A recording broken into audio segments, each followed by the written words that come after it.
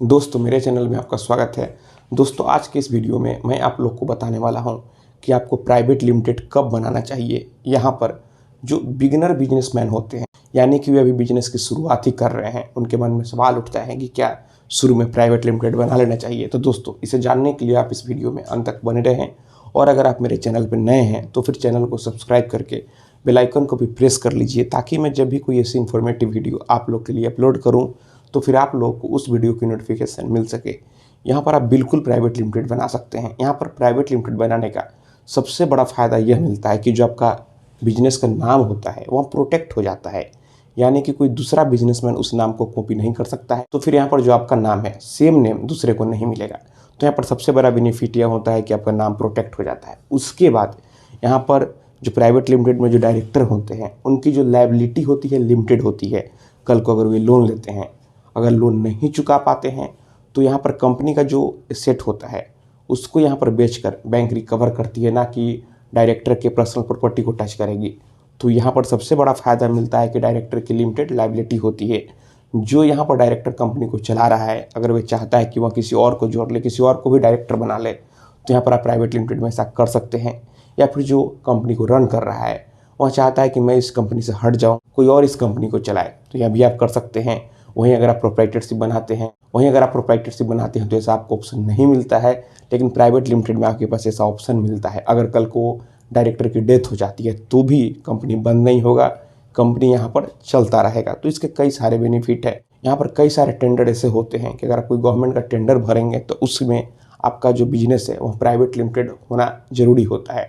तो यहाँ पर आपको यह बेनिफिट मिलता है। उसके बाद अगर आपका प्राइवेट लिमिटेड रहेगा तो फिर आप यहाँ पर फ्रेंचाइजी दे सकते हैं। तो यहाँ पर कई सारे बेनिफिट मिलते हैं।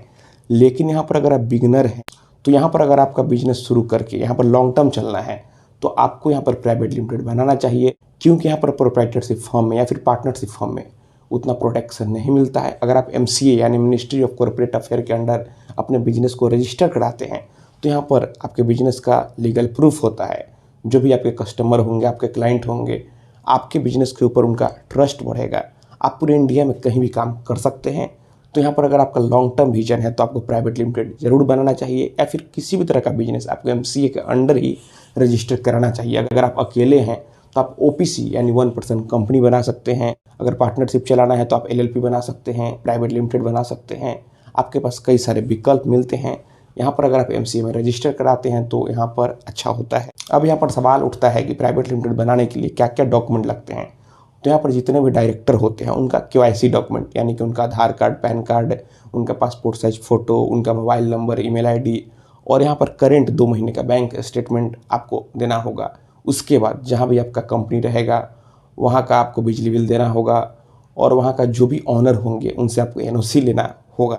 तो अगर इतना सारा डॉक्यूमेंट आपके पास है तो आप आसानी से 1 हफ्ते के अंदर आपका कंपनी बनकर तैयार हो जाता है और आप काम करना यहाँ पर स्टार्ट कर देते हैं। जब यहाँ पर आपका प्राइवेट लिमिटेड बन जाता है तो आपको MCA से सर्टिफिकेट ऑफ इनकॉर्पोरेशन मिलता है, यानी कि आपके कंपनी का जो रजिस्ट्रेशन होता है उसका एक सर्टिफिकेट मिलता है। आपको MOA मिलता है, AOA मिलता है, यहाँ पर आपको डीन मिलता है। उसके बाद फिर कंपनी का पैन कार्ड मिलता है, टैन कार्ड मिलता है। यहाँ पर कई सारे डॉक्यूमेंट आपको मिलता है।